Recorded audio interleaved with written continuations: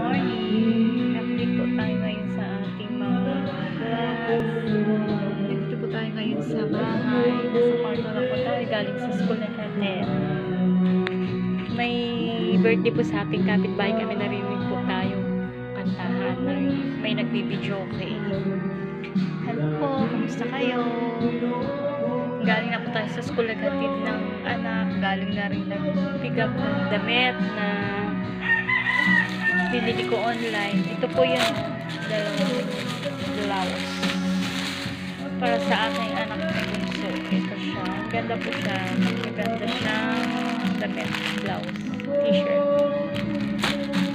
Yan, dalawa po yan. Maganda po yan. Binuksan ko na kanina. Bali, dalawang binili ko kanina sa online seller na kaibigan natin na taga Iba. Thank you. Maraming salamat. Maganda siya. Sukat ko na kanina. Tsaka cotton.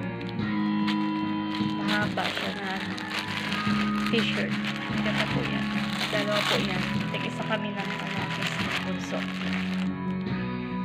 Ito lang po yung size na kasya sa amin dalawa. Tapos, ganito sa barangay kanina kumuha ng history. Ito na rin po siya. Nakakuha na rin po tayong history assignment po ng aking anak na bunso. Kaya busy po tayo kanina.